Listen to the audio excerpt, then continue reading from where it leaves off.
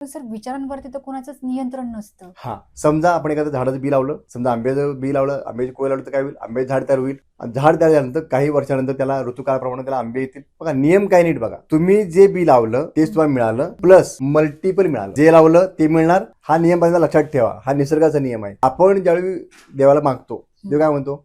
तथास्तु. आता देव फक्त तथास्तु फक्त 10 मिनिटाकरता बोलतोय का? तो जर 24 तथास्तु बोलतोय. आणि याचा अर्थ असा होतो आपण 24 कधी मागतोय आपल्याला माहिती नाही. आपल्या एका माणसाच्या मनात कोणतेही साधारणतः 60,000 ते 80,000 विचार येतात. Average 70,000 thoughts.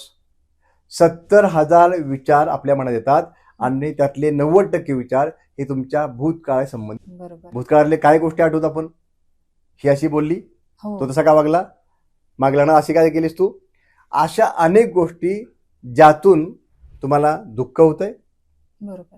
राग येतोय, चिंता बाहेर पडते. उद्याचे विचार आहेत, उद्या कसं होणार, माझ्या मुलांचं भविष्य काय, माझं उद्या काय, मला चांगला पगार मिळेल का नाही, माझं बिझनेस वाढेल का नाही.